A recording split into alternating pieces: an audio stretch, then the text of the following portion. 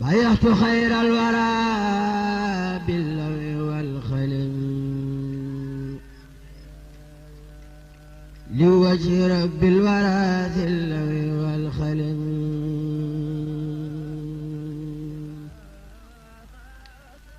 بايعت خير الورى. Dans le Coran, Dieu commande aux hommes d'obéir au dernier prophète de l'islam, Mohammed, paix et bénédiction sur lui. Ce messager d'Allah était un homme élu qui exécutait les ordres de Dieu et transmettait ses révélations. Il incarnait celles-ci à travers ses actes et ses paroles. Aussi incarnait-il à travers tout son être l'idéal humain agréé par Dieu, exalté soit-il. Dans le monde musulman, il y a de grands hommes et femmes connus pour leur sainteté et leur sublime caractère. Dans ce film, nous tenterons de montrer l'exemplarité que constituent les qualités morales et spirituelles d'un de ces saints hommes. Une fierté sénégalaise et musulmane. Un homme dont la vie et l'œuvre transcendent les réalités contingentes. Le Cheikh Ahmadou Bamba. Cheikh Ahmadou Bamba était le précurseur d'une voie empruntée par des milliers d'hommes. Une voie dans laquelle chaque vie d'un disciple véridique suffit de preuve pour étayer l'authenticité de l'islam. Cette voie est la continuité de la voie droite, celle des illustres bienfaisants, quelle que soit leur époque, la voie de la vérité et de la soumission, la voie de l'amour de Dieu, des prophètes et de toutes ses créatures. Le Cheikh Ahmadou Bamba a été initié très tôt aux sciences et à l'adoration de Dieu, ce qui l'éloigna de toute ambition matérielle. Depuis son plus jeune âge, il éprouvait un amour pour son Créateur. Ses parents racontent qu'il s'imposait des prières pendant la nuit avant même d'être envoyé à l'école coranique. Ce, parce que son père lui avait dit qu'il était dans les habitudes des gens pieux de prier pendant la nuit. À cette époque, il ne savait sûrement pas ce qu'il fallait dire dans la prière, mais il s'agit ici de montrer son souci, depuis son enfance, d'imiter les gens pieux.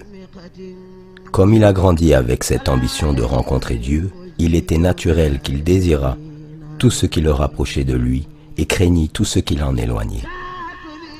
Le Cheikh Ahmadou Bamba n'aimait ni ne détestait qu'en Dieu, par Dieu et pour Dieu. Il n'avait d'amis et de compagnons qu'en Dieu. Il ne se déplaçait et ne se reposait que pour acquérir l'agrément de Dieu.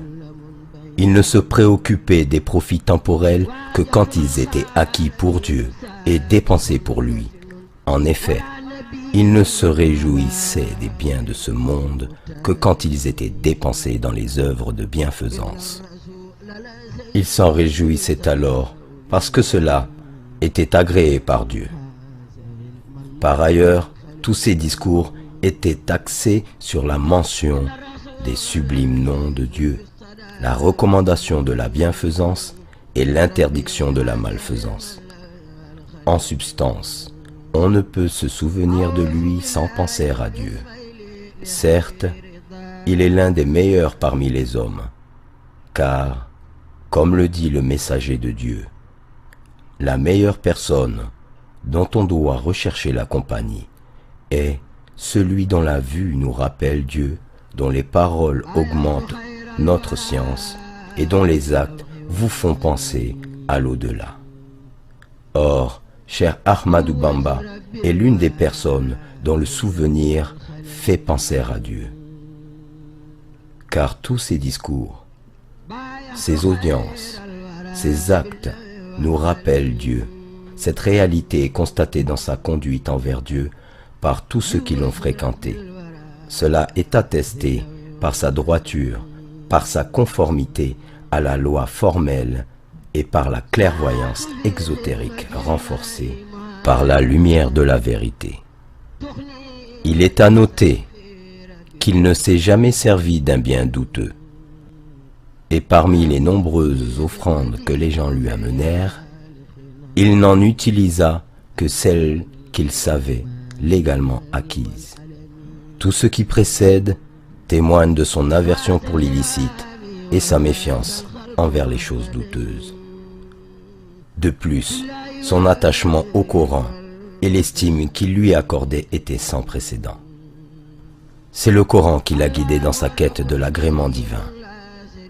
Durant toute sa vie, il n'a d'ailleurs jamais cessé de glorifier le Saint-Coran et de magnifier sa grandeur. Aussi, récitait-il le Coran fréquemment. Sa récitation se poursuivait durant les heures du jour et de la nuit. Le motif de ses fréquentes récitations du Coran résidait dans son authentique espoir que ce serait un moyen de jouir de l'amour de son Seigneur, de se rapprocher de lui et d'être en intimité avec lui. Son illustre biographe, Cheikh Mohammed al-Bashir Mbacké, témoigne: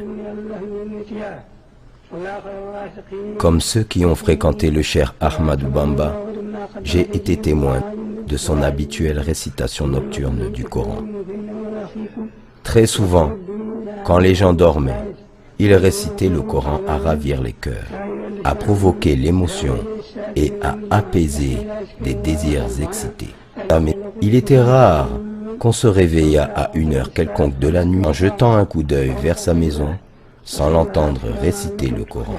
Une de ses activités nocturnes consistait à se promener dans les allées propres aménagées à cet effet, où il récitait le Coran tout comme il veillait à le faire dans chaque coin de sa vaste maison animée.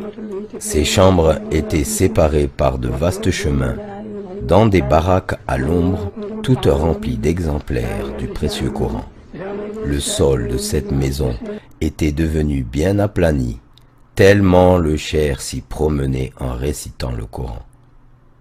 Sa maison était meublée de tapis somptueux, égaux et moelleux, dont certains valaient 1 ou plusieurs milliers de francs de l'époque, et d'autres des centaines de francs, tous déployés pour abriter des exemplaires du Coran. Les cours de la maison étaient proprement aménagés pour les promenades accompagnées de récitations du Coran. En outre, il était rare que le cheikh pénétrât dans une de ces chambres de cette maison sans y effectuer une prière de 2 rakas. Aussi, ordonnait-il à chaque fois qu'il érigeait un nouvel édifice au lecteur du Coran d'y effectuer nuit et jour un grand nombre de khatmas. Tout en récitant le Coran, il supervisait personnellement les travaux de ses disciples, à qui il distribuait de la nourriture et offrait du thé et du café préparés dans de grandes écuelles, à côté de nombreux repas apportés par les mourides voisins. Ainsi, ses seules activités consistaient à rendre service à l'humanité et à adorer son Seigneur. C'est ce qui fit dire à Cheikh Sidiya Baba, l'un des piliers de la tariqa Qadriya et l'un de ses plus grands dignitaires en Mauritanie: le seul défaut d'Ahmadou Bamba, c'était son dévouement au culte de son Seigneur et son souci constant d'être utile aux hommes. Il ignorait le repos à tel point qu'il n'a jamais construit de maison ni installé un lit pour s'y reposer. Pour nombre et luxueuses qu'elles fussent, ces maisons et les meubles les ornant, construites par des mourides, étaient réservées à la conservation des exemplaires du Coran et des livres de science. Il disait: c'est au prix de l'effort que tu acquiers l'éminence. Celui qui aspire à un rang sacrifie les nuits en veille. Qui ambitionne l'éminence et dort la nuit, convoite pour soi-même l'impossible. Cependant, ces journées étaient divisées en des heures consacrées à l'examen des besoins des gens et les autres à l'entretien de ses rapports avec son Seigneur. Car le cheikh ne faisait de compromis avec personne dans ce domaine. Il n'avait pas le temps de discuter des choses futiles. Quant aux prières accomplies au milieu de la nuit, constituait son activité préférée. Cheikh Mohammed al-Bashir nous raconte que la prière et la récitation des formules de dhikr remontant au prophète constituait la plus grande partie de ses activités de nuit. Parfois, il se rendait à différents endroits du village et à des cours de sa grande maison qu'il ne pouvait visiter que quand les gens dormaient à cause de la bousculade que provoquait son apparition devant le public, bousculade causée par leur désir d'obtenir la baraka et sa bénédiction. Les disciples ont raconté que souvent, ils le voyaient sortir au cours de la nuit pour visiter les tombes. En somme, ses activités diurnes étaient ininterrompues et comportaient toutes sortes d'œuvres surérogatoires. En bref, il considérait ce bas monde comme un court passage où l'on doit réaliser le maximum de bien pour pouvoir obtenir les meilleures récompenses dans les deux mondes. Ainsi, réunissait-il toutes les belles qualités des grands hommes de Dieu, dont l'une des plus distinguées, la patience. La patience du cher Ahmadou Bamba est celle de ceux qui se confient à Dieu, de sorte à être capable de supporter le mal en comptant non point sur sa propre force, mais plutôt sur l'assistance divine. Peu de gens ont été aussi maltraités que le cher Ahmadou Bamba. Malgré sa fidélité à la voie droite et son respect scrupuleux de toutes les règles, ses ennemis lui feront subir les pires tourments. Pourtant, jamais il ne s'en plaindra, et jamais il ne demandera une quelconque assistance. Et l'idée même de se venger ne lui viendra jamais à l'esprit. Le dommage qu'on lui faisait n'avait pas pour motif une dispute portant sur un intérêt qu'il aurait cherché à se procurer, car il ne se préoccupait pas des intérêts mondains.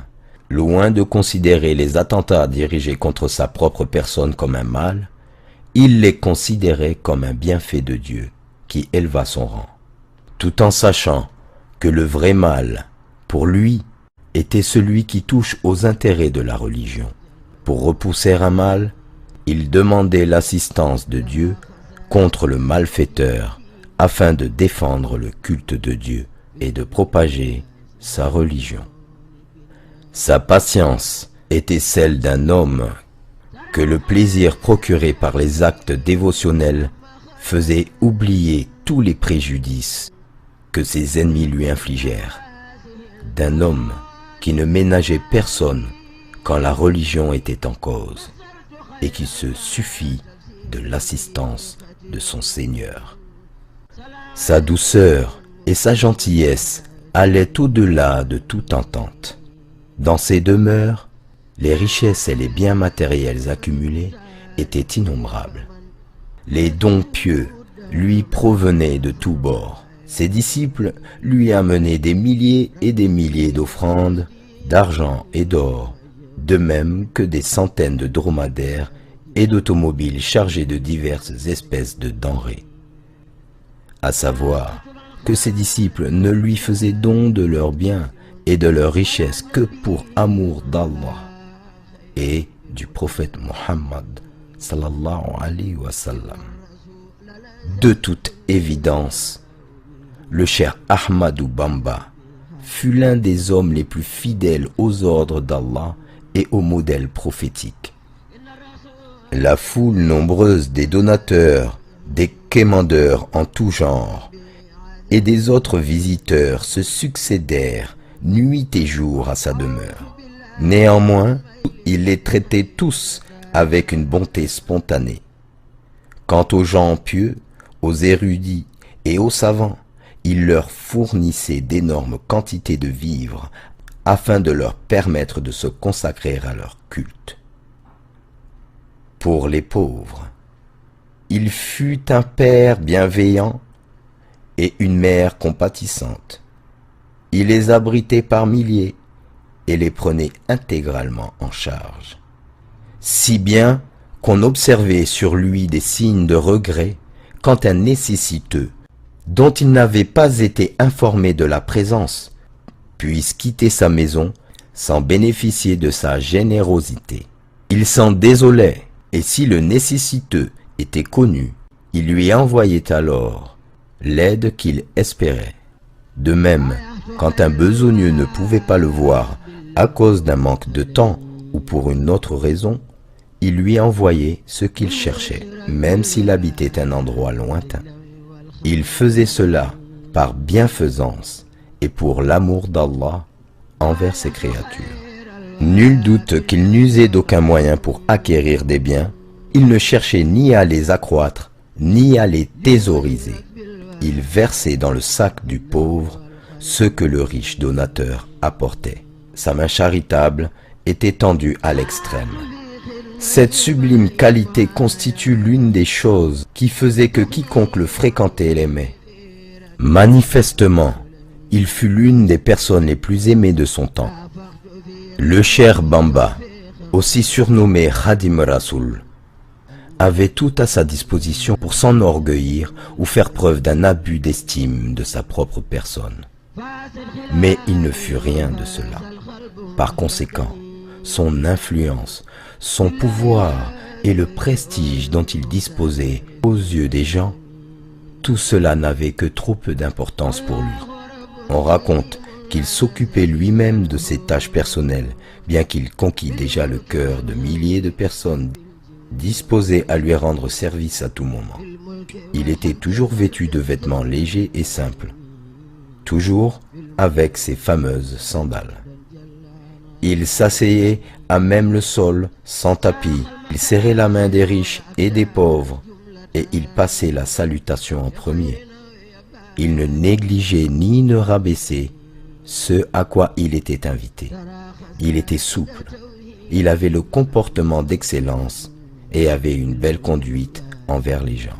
Dans le poème « Ô mon compagnon », il dit « Si tu t'imagines être doté d'une prééminence envers un quelconque être humain, ceci avant même d'être parfaitement assuré de ton salut demain, sache alors que tu es un ignorant et un sot, et sois certain que Satan t'a égaré vers la suffisance et la présomption. » Il disait aussi « Quiconque considère sa supériorité sur les chiens, un chien est sans doute au-dessus de lui. » Le Cheikh Ahmadou Bamba faisait preuve de compassion envers tous ceux qui l'entouraient, sa famille, ses amis, les orphelins, les étrangers et même ses ennemis. Il observait les règles de politesse et de courtoisie de la meilleure façon, tout au long de sa vie.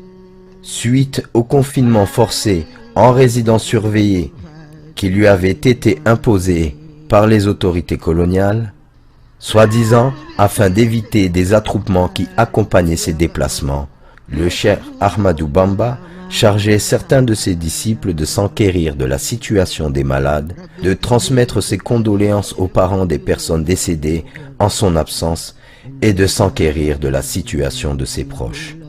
Le Cheikh Bamba Khadim Rasoul envoyait également de l'aumône et de nombreux dons, en argent ou en nature, à des pauvres, à des frères de religion, aux pauvres et d'autres connaissances dont le culte de l'honneur retenait de solliciter une assistance. À propos de sa miséricorde envers les créatures d'Allah, Cheikh Mohammed al-Bashir témoigne: Dieu avait mis dans la créature de notre Maître l'affection pour les croyants et la pitié pour toutes les créatures. Il patientait, s'en remettait à Dieu, supportait les préjudices des ennemis et nourrissait à leur égard de la sympathie, espérant qu'il serait finalement bien guidé. Notons que lorsqu'il discutait avec quelqu'un, il le faisait avec une telle politesse que toutes les fois qu'on lui parlait, il n'interrompait jamais et écoutait jusqu'à ce que la personne ait fini. Généralement, cette luminosité éclatante s'estompait, et ce doux sourire, rendant le cœur de tout le monde enclin à être attiré vers lui, nourrissant de ce fait toute leur sympathie à son égard.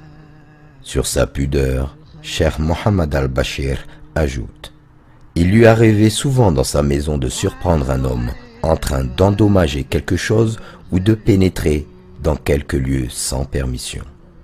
Tout en détestant ces actes, Le cher se contentait d'identifier l'intrus, sans que celui-ci ne s'en aperçoive, disparaissant discrètement jusqu'à ce que l'individu sorte de la maison.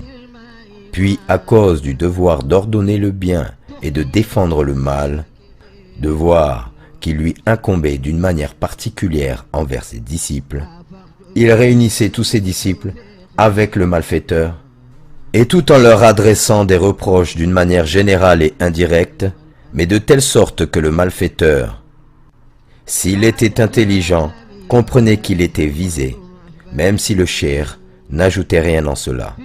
Ses sublimes qualités, sa personnalité d'amour, sa bonté et sa compassion incitaient les gens qui le côtoyaient à l'amour du bien et à allumer dans leur cœur l'ardeur de la foi. Ce saint homme n'a jamais fait du mal à qui que ce soit, ni par sa main, ni par sa langue. Cheikh Mohammed al-Bashir nous raconte à ce propos. Il alertait ses disciples contre la médisance et la calomnie de telle sorte que nul d'entre eux n'osait le commettre. Il ne tolérait même pas cette sorte de médisance dite licite, qui consiste à s'entretenir avec ses compagnons d'une personne absente, même si ce n'était pas dans l'intention de faire connaître les défauts de cette dernière. Il n'a jamais rendu le mal par le mal, et il était un homme miséricordieux, comme l'histoire n'a jamais connu. Au bout de 33 ans de privation de liberté dans la maltraitance et la souffrance, jamais, au grand jamais, il ne s'est plaint. Jamais il n'a pensé à la vengeance. Malgré tout ce que les colonisateurs français lui infligèrent, avec l'échec de leurs manœuvres répétées contre lui, il leur pardonna sans aucune rancune. J'ai pardonné à tous mes ennemis pour l'amour du Seigneur, qui les a écartés de moi à jamais, dit-il. Aussi, je ne songe nullement à me venger. J'ai accordé mon pardon à tous mes ennemis avec pureté du cœur. Cette noble attitude du cheikh, en totale harmonie avec la moralité du Coran, devrait servir de modèle pour les relations interconfessionnelles encore aujourd'hui. Bref, en définitive, par son humilité, sa modestie, son affection et sa prévenance en toutes circonstances, le cheikh Ahmadou Bamba était l'un des meilleurs modèles de son temps et le reste tout aussi bien de nos jours. À savoir qu'il ne s'écoule pas un moment où le cheikh n'est pas au centre de toutes les préoccupations de milliers de personnes sur l'ensemble du territoire national sénégalais et bien au-delà. Même ses ennemis, après lui avoir infligé toutes sortes de souffrances, finirent par reconnaître ses qualités supérieures. En 1913, Antoine Martin Lasselve fut nommé administrateur du cercle de Diourbel par la France. À l'issue de sa mission, en 1915, M. Lasselve adressa aux instances supérieures de l'AOF un rapport dans lequel il affirmait ceci au sujet du cheikh. Ce cher Bamba détient certes une puissance innée dont la raison ne parvient pas à saisir la source et expliquer la capacité de forcer la sympathie. La soumission des hommes à lui est extraordinaire et leur amour pour lui les rend inconditionnels.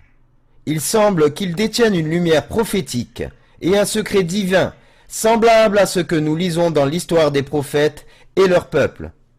Celui-là, le cheikh, se distingue toutefois par une pureté de cœur, par une bonté, une grandeur d'âme, et un amour aussi bien pour l'ami que pour l'ennemi, qualités dans lesquelles ses prédécesseurs l'auraient envié, aussi grandes que fussent leurs vertus, leur piété et leur prestige. Les plus injustes des hommes et les plus ignorants des réalités humaines sont ceux qui avaient porté contre lui de fausses accusations consistant à lui prêter l'ambition du pouvoir temporel. Je sais que les prophètes et les saints qui menèrent des guerres saintes les ont faites sans disposer de la moitié de la force dont dispose ce cheikh. Ce beau témoignage de Martin Lasselve suffit à jauger, pour toute personne de bonne foi, la grandeur de cette figure de l'histoire, qui demeure un océan au milieu d'un désert, tant il regorge de trésors et tant il semble si difficile de l'appréhender. Il existe des valeurs universelles qui ne poussent pas les individus à se dénaturer, mais plutôt à se rapprocher de notre nature spirituelle, les intégrer et les mettre en exergue pour la victoire jaillissante de la véracité. Mais l'homme ne vaincra que lorsqu'il réalisera l'équilibre nécessaire à sa spiritualité, en renouant avec son essence éthérique à la réalité de ce bas monde. J'ai certes été envoyé pour compléter les nobles caractères, pour citer le prophète Muhammad sallallahu alayhi wa sallam à ses compagnons. Le cher Ahmadou Bamba Khadim Rasoul enseigna et éduqua ses disciples en ce qui leur serait plus profitable dans le monde terrestre et dans le suivant. Il leur enseigna tout ce qui authentifie leur croyance en l'unicité divine, les incitant à la pratique religieuse de la plus belle manière qui soit, nourrissant leur amour à Dieu, au prophète Muhammad sallallahu alayhi wa sallam et aux gens de bien. Ce faisant, il inculqua à ses disciples le mode de vie à adopter vis-à-vis de leurs prochains, mais aussi l'amour, la compassion qu'il faut nourrir envers eux, si bien que cela les protégerait de tout mal susceptible de nuire à leurs âmes. C'était un homme intègre qui transformait quiconque le fréquentait. Son attitude, faite de compassion, de tolérance, de compréhension et de patience, fut la voix qui fit naître dans les cœurs un profond amour pour l'islam et le prophète Muhammad. Que la paix et la bénédiction d'Allah soient sur lui.